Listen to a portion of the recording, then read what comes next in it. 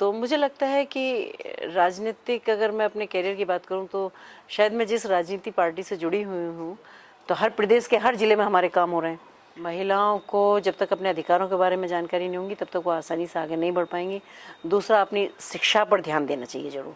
चाहे उनके घर में जो बड़ी महिलाएं हैं, उनके घर में अगर बेटियां हैं, बच्चे हैं, वो हैं, तो उनमें ज़रूर उनको भी शिक्षा की तरफ ध्यान देना चाहिए। और मुझे लगता है जब शिक्षित सारी चीज़ें होती है, और कहते हैं ना, बेटी तो अगर एक बेटी अगर शिक्षित होती है। नमस्कार, मैं हूं हर्षवर्धन सिंह। आप देख रहे हैं सियासत संवाद का डिजिटल प्लेटफॉर्म। आज हमारे साथ उत्तर प्रदेश की महिला राज्य आयोग अध्यक्ष श्रीमती बबीता सिंह जी बात करने के लिए मौजूद हैं। आइए इनसे बात करेंगे और जानेंगे इनके जीवन और कार्यशैली के बारे में। तो मैम, सबसे पहले तो आपका हमारे चैनल में बहुत बहुत स्वागत है। जी, बहुत बहुत धन्यवाद। और हम आपसे सबसे पहले ये जानना चाहेंगे कि आपकी राजनीतिक यात्रा की शुरुआत कैसे हुई? एक्चुअली कुछ ये तो नहीं कह सकती कि किसी प्लानिंग के तहत हुआ, पर क्योंकि पहले से ही बहुत सोशल वर्कर के रूप में काम किया है, सोशली बहुत इन्वॉल्वमेंट रहा है। तो मुझे लगता है कि राजनीतिक अगर मैं अपने करियर की बात करूं तो शायद मैं जिस राजनीति पार्टी से जुड़ी हुई हूं उसका भी उद्देश्य यही है कि हम सोशल कैसे, मतलब सोशली प्लेटफॉर्म पे जिस तरह के काम होते हैं, जैसे सोशल ऑर्गेनाइजेशंस काम करती हैं, या कहीं भी कहना चाहिए एक तरह से कि जैसे समाज सेवा वाले काम होते हैं, तो शायद इनके कहीं ना कहीं ऐसा मुझे लगा कि मतलब ये अच्छी पार्टी है और अच्छा संगठन है, इससे जुड़ा जा सकता है। तो बस ऐसे करके ही आ गई। जी मैम, तो सीएम योगी ने भी आपके ऊपर बहुत भरोसा जताया, तो इसको आप किस नज़रिए से देखती हैं? डेफिनेटली मुझे लगता है कि अगर आपको किसी का भरोसा चाहिए होता है तो वहाँ बहुत ईमानदारी से काम करना भी होता है और अपने आप को प्रूफ करना पड़ता है। अगर किसी के भरोसे की हम किस सामने वाले के भरोसे पे कैसे खरे उतरें, तो निश्चित रूप से, क्योंकि जब से मैं इस संगठन में आई हूँ, जब से मैंने इस पार्टी को ज्वाइन किया है, तब से मुझे पार्टी की तरफ से भी मैं कहूँगी कि मुझे हमेशा से बहुत सम्मान दिया है यहाँ। और सम्मान के साथ साथ जो भी मुझे जिम्मेदारियाँ मिली हैं मैंने उनको बखूबी निभाया है, और निभाया भी ऐसे नहीं, बहुत शिद्दत के साथ उसमें काम किया है। तो मैं कह सकती हूँ कि अगर माननीय मुख्यमंत्री जी ने भरोसा किया है तो शायद मेरी कार्यशैली को देख के, मेरे पुराने सारे जो मेरे कार्य थे, जो मेरा योगदान था संगठन के लिए, तो शायद इससे प्रभावित होकर उन्होंने ये जिम्मेदारी मुझे दी होगी, जिसके लिए मैं उनका विशेष रूप से आभार व्यक्त करती हूँ। आप महिला राज्य आयोग की अध्यक्ष बनी, कैसा अनुभव रहा और आप कैसे बनी?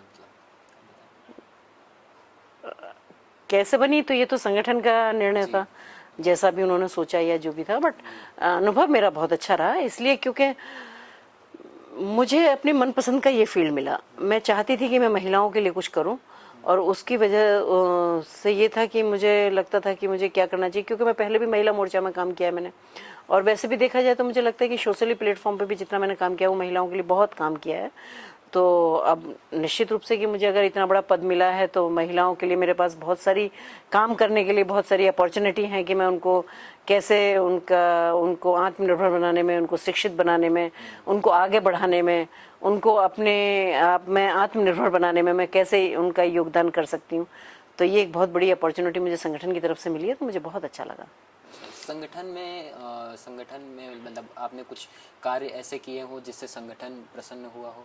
डेफिनेटली मैंने सारे ही कार्य ऐसे किए कि जिससे संगठन प्रसन्न रहेगा, क्योंकि जहाँ जहाँ भी, ये मैं संगठन का आभार इसलिए व्यक्त करती हूँ कि जिस दिन से मैंने, पहले दिन से जब से मैंने बीजेपी ज्वाइन किया, तभी से मुझे बहुत सम्मान मिला, और सभी ने शायद मेरी काबिलियत को समझते हुए मुझे निरंतर जिम्मेदारियाँ भी दी, और जिम्मेदारी जो उन्होंने दी वो मैंने 100% उसमें अपना योगदान दे के उसको सफलतापूर्वक पूर्ण किया है उसको।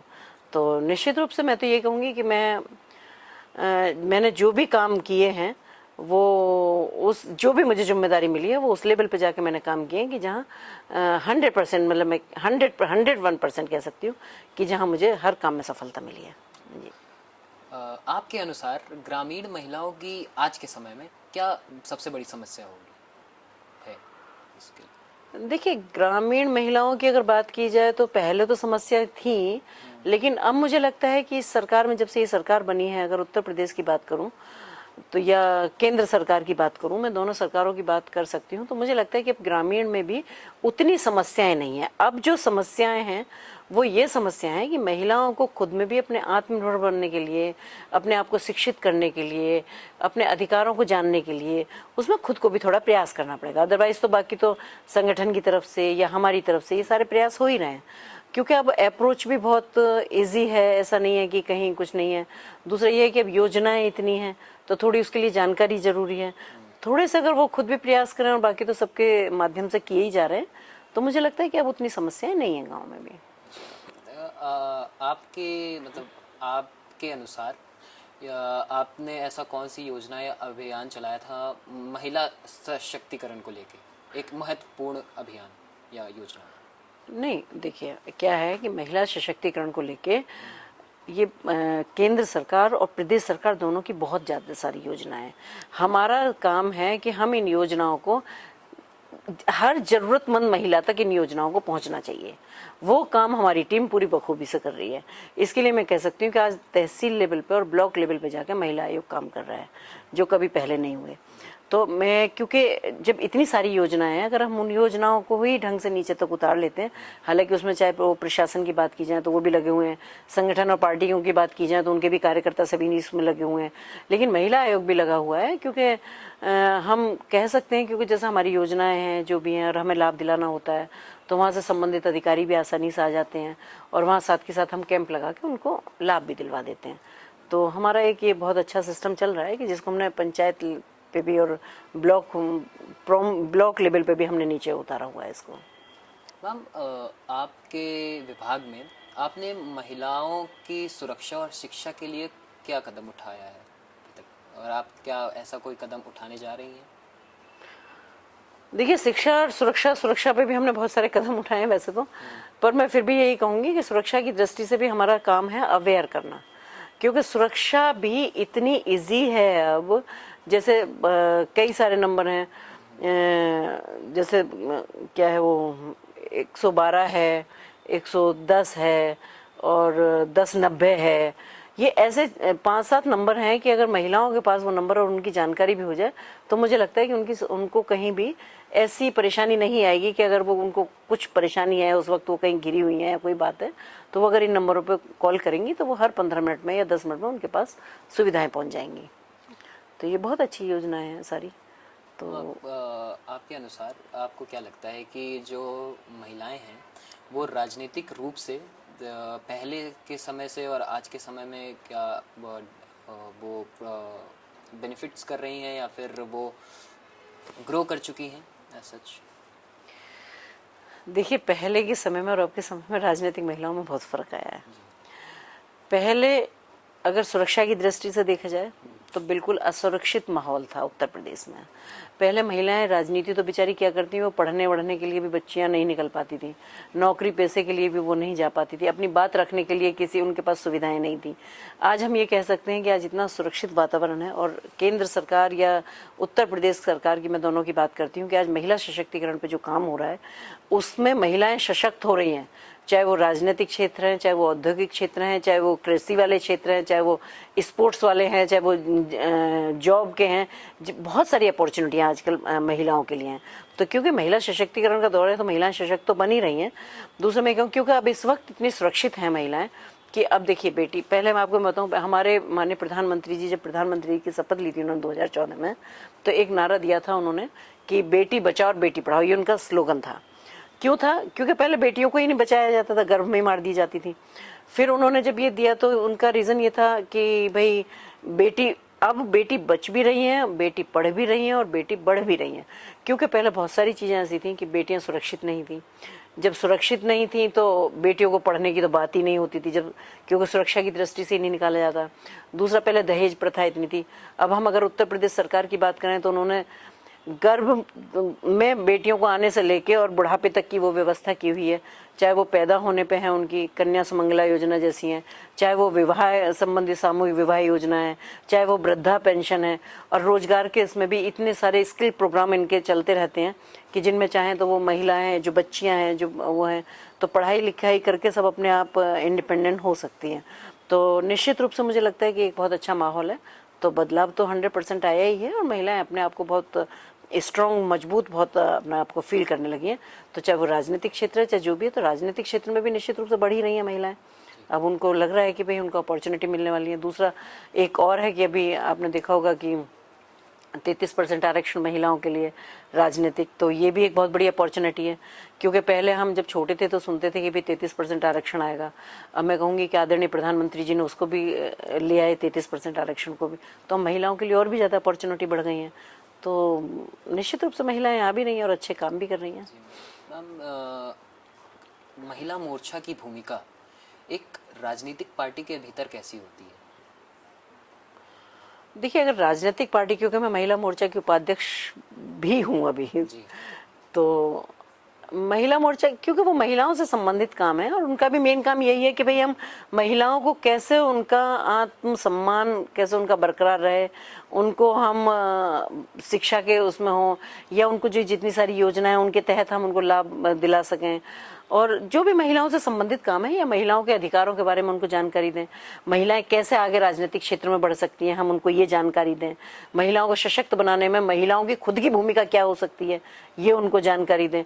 तो यही सारे महिला मोर्चा के काम रहते हैं सारे। या जैसे भी जो भी सारे कहना चाहिए जो प्रोग्राम्स आते हैं, केंद्र से आते हैं, चाहे वो प्रदेश सरकार के आते हैं, उनको नीचे तक कैसे पहुंचाया जा सकता है सारी महिलाओं में, ये इस तरह के संगठन के काम रहते हैं।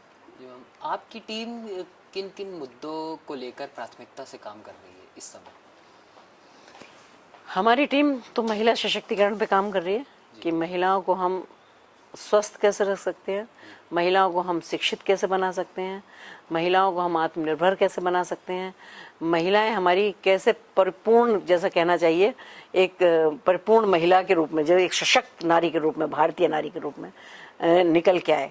तो वो हमारे भी काम है, क्योंकि हमने ये दृढ़ संकल्प लिया है महिला आयोग के नाते। और मैं स्पेशली अगर अपनी भी बात करूं, कि मेरा मानना ये है कि जो अप्रोच जिनकी अप्रोच है वो महिलाएं पहुंच जाती हैं। जो महिलाएं शहर में रहती हैं, या जैसे अगर लखनऊ की बात करें तो लखनऊ में भी जो महिलाएं, उन तक लोग भी पहुंच जाते हैं और वो भी लोगों तक पहुंच जाती हैं। लेकिन लखनऊ के आसपास भी ऐसा इंटीरियर एरिया है, जो ये ऐसे जगह है कि जहाँ ना तो महिला पहुंच पाती है, ना महिलाओं तक वहाँ लोग पहुंच पाते हैं। उसी के तहत हमारे प्रोग्राम है कि जिसमें हम कोशिश करते हैं कि जो लास्ट में बैठी हुई महिला, अंत्योदय की बात जहाँ कही जाती है, तो जो लास्ट में बैठी महिला है, हम उस तक भी उसकी सारी सुविधाएं पहुंचा सकें, उसको भी सारे जितने भी सरकारी लाभ हैं हम वो दिलवा सकें। उसको हम कैसे मजबूत कर सकते हैं, या उसको हम कैसे जानकारी दे सकते हैं, या हम उसको कैसे जागरूक कर सकते हैं कि भी उसके अधिकारों के बारे में भी उसको जानकारी होना चाहिए, जिससे वो भी आगे बढ़े और निकले वहाँ से। तो इस लेवल में हमारे काम होते हैं। और बाकी तो हम सुरक्षा की दृष्टि से तो ये है कि हम रोज़ जो उनकी परेशानियां होती हैं उनकी सुनवाई करते हैं। जन सुनवाई हमारे यहाँ होती है, हर जिले में होती है। उत्तर प्रदेश के हर जिले में हमारी सुनवाई होती है, हर जिले में हमारा काम हो रहा है। महिला आयोग इस वक्त उत्तर प्रदेश, जबकि आप जानते हैं इतना बड़ा प्रदेश है जिसमें 25 करोड़ की आबादी है, जिसमें 12.5 करोड़ की आबादी है, तो हर प्रदेश के हर जिले में हमारे काम हो रहे हैं। तो ये बहुत काम कर रहा है इस वक्त महिला आयोग। और मुझे लगता है कि कोई ऐसा जिला नहीं बचा है जहाँ महिला आयोग नहीं पहुँच रहा है। मैम, आप अपने घर और राजनीति को कैसे संतुलित रखती हैं?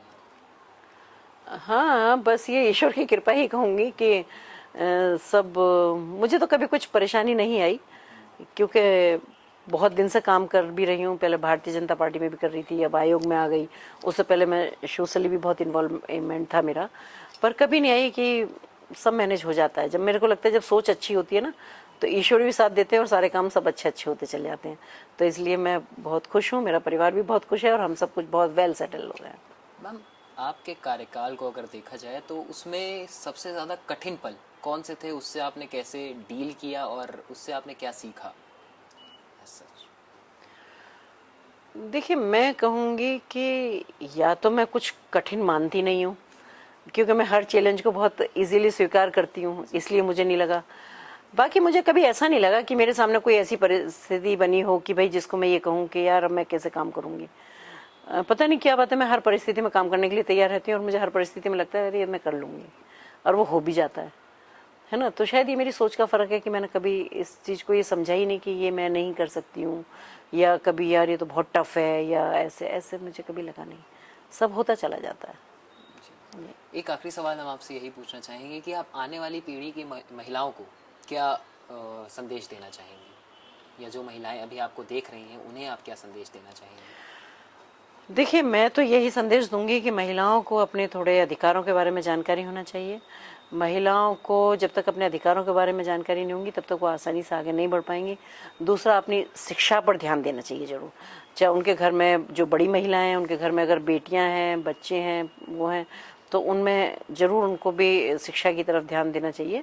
और मुझे लगता है जब शिक्षित सारी चीज़ें होती है, कहते हैं ना, बेटी तो अगर एक बेटी अगर शिक्षित होती है तो वो दो दो परिवारों को शिक्षित करती है, और बेटा एक शिक्षित होता है तो वो अपने परिवार में ही होकर रह जाता है। तो निश्चित रूप से कि बेटियों को बहुत शिक्षित बनाना चाहिए और उनको एक अच्छे संस्कार देना चाहिए, क्योंकि भारतीय संस्कृति के अनुसार देखा जाए तो कि महिलाओं की बहुत महत्वपूर्ण भूमिका है। तो अपनी संस्कृति को जिंदा रखते हुए, अपने संस्कारों को बचाते हुए महिलाओं को, बेटियों को, सबको आगे बढ़ाना चाहिए और बढ़ाना भी चाहिए। जी। तो ये थी महिला मोर्चा की अध्यक्ष बबीता सिंह जी। आप सभी दर्शकों का सियासत संवाद के साथ जुड़ने के लिए बहुत बहुत धन्यवाद। मैं हूं हर्ष, मिलते रहेंगे आपसे एक नई शख्सियत को लेके। तब तक के लिए नमस्कार।